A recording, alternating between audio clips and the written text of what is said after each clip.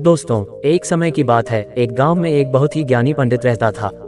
एक दिन वह अपने बचपन के मित्रों से मिलने के लिए दूसरे गांव जा रहा था। वह मित्र बचपन से ही गूंगा और एक पैर से अपाहिज था। मित्रों का गांव काफी दूर था। रास्ते में और भी कई छोटे छोटे गांव पड़ते थे।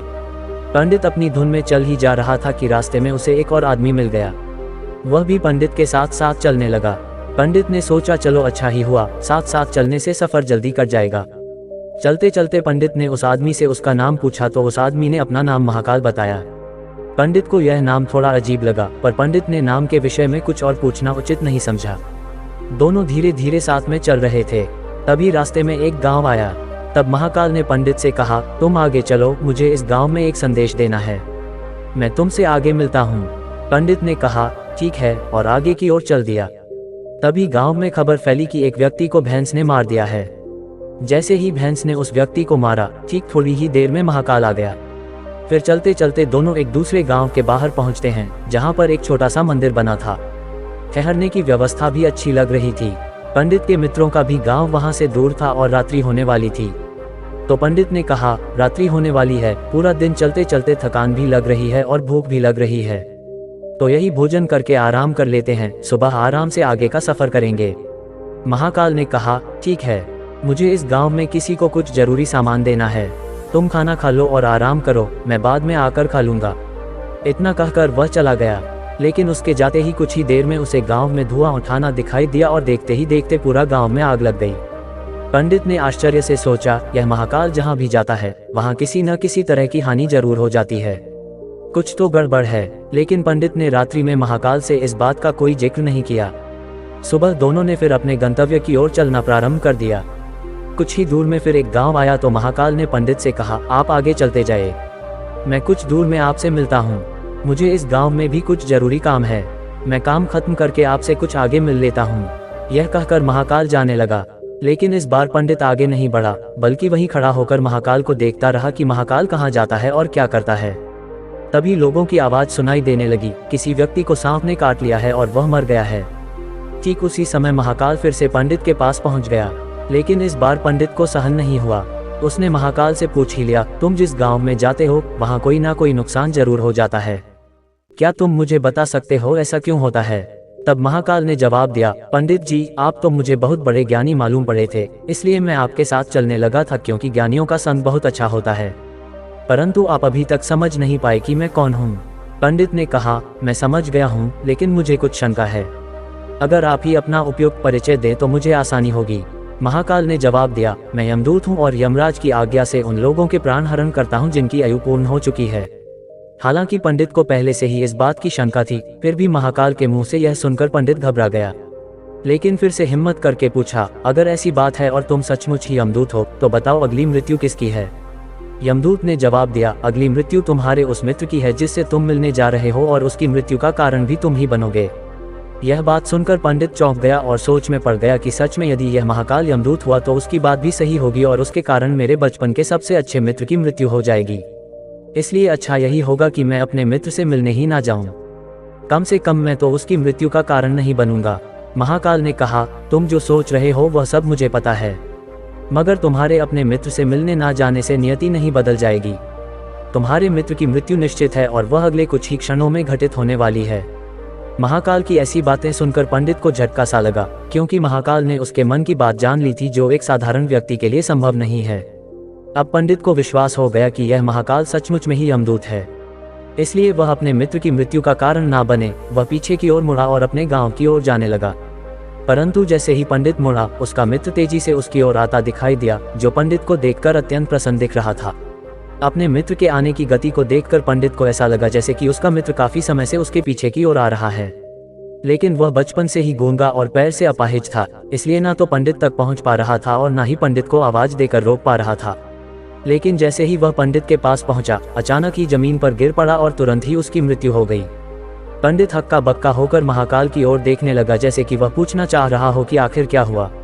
महाकाल ने पंडित के मन की बात समझ लिया और बोला, तुम्हारा मित्र पिछले गांव से ही पीछे पीछे आ रहा था, लेकिन वह अपाहिज और गूंगा होने की वजह से तुम तक नहीं पहुंच सका।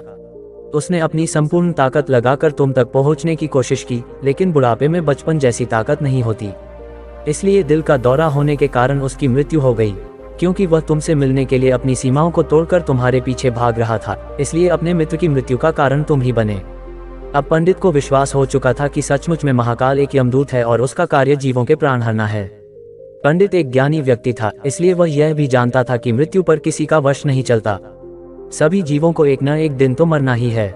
यही सोचकर उसने अपने आप को संभाल लिया। लेकिन अचानक पंडित के मन में खुद की मृत्यु के बारे में जानने की इच्छा हुई। इसलिए उसने महाकाल से कहा, जब मृत्यु मेरे मित्र की होनी थी तो तुम शुरू से ही मेरे साथ क्यों चल रहे थे? महाकाल ने जवाब दिया, मैं तो सभी के साथ चलता हूँ और हर क्षण चलता रहता हूँ, किंतु लोग पहचान नहीं पाते क्योंकि लोगों के पास अपनी समस्याओं के अलावा किसी और व्यक्ति, वास्तु या घटना के संदर्भ में सोचने या उसे देखने समझने का समय ही नहीं होता। तो पंडित ने कहा, क्या तुम बता सकते हो मेरी मृत्यु कब और कैसे होगी? महाकाल ने कहा, किसी सामान्य जीव को यह जानना उपयुक्त नहीं है, क्योंकि कोई भी जीव अपनी मृत्यु के बारे में जानकर दुखी ही होता है। लेकिन तुम ज्ञानी व्यक्ति प्रतीत होते हो। तुमने अपनी मित्र की मृत्यु को जितनी आसानी से सहन कर लिया है, उसे देखकर लगता है कि तुम अपनी मृत्यु के बारे में जानकर भी दुखी नहीं होंगे।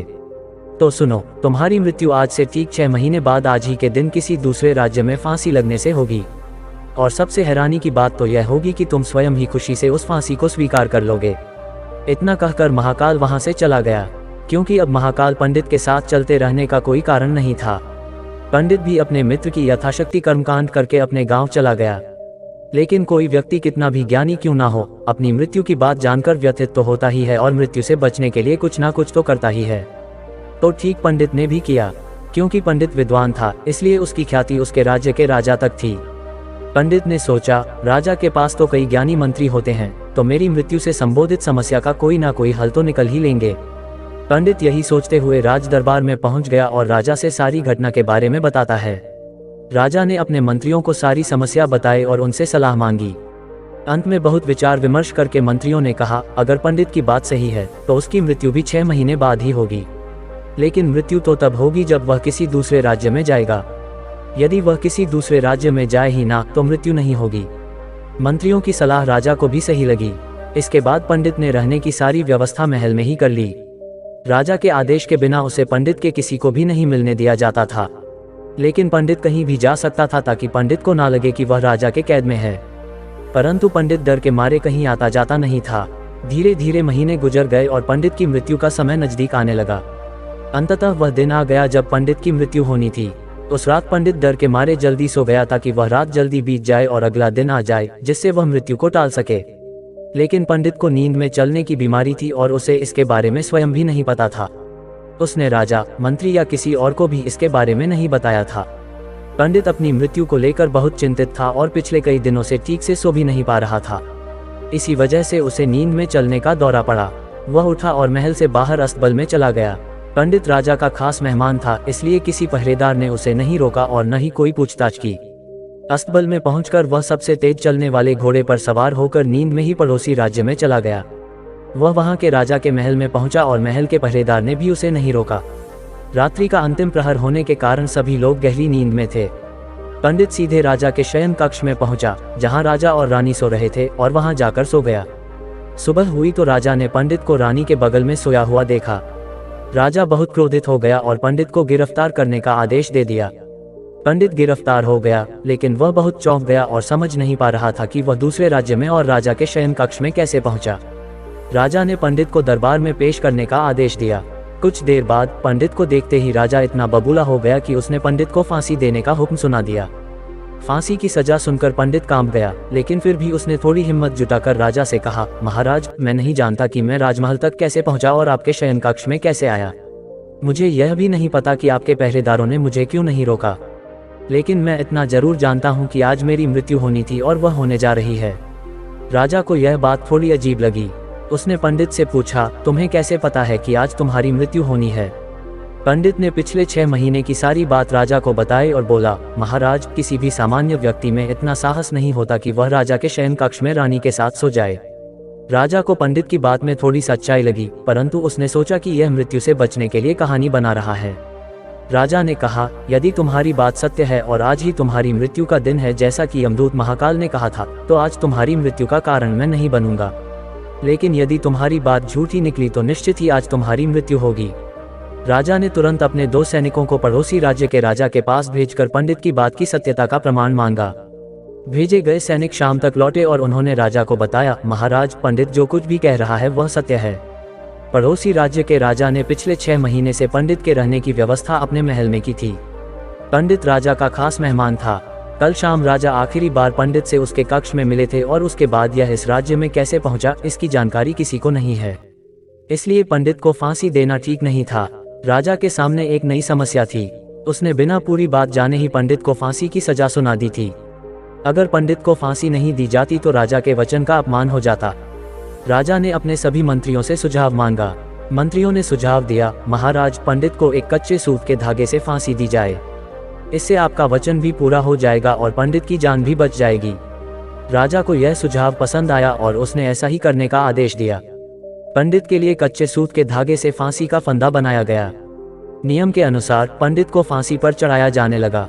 सभी लोग खुश थे कि पंडित मरेगा नहीं और राजा का वचन भी खाली नहीं जाएगा। पंडित को भी विश्वास था कि सूत के धागे से उसकी मृत्यु नहीं हो सकती। पंडित फांसी पर चढ़ने के लिए तैयार हो गया, जैसा कि महाकाल ने भविष्यवाणी की थी कि तुम खुद ही अपनी फांसी को स्वीकार करोगे। लेकिन जैसे ही पंडित को फांसी दी गई, सूत का धागा टूट गया। टूटने से पहले धागे ने अपना काम कर दिया था। पंडित के गले की एक नस सूत के धागे के झटके से कट चुकी थी और पंडित जमीन पर पड़ा तड़प रहा था।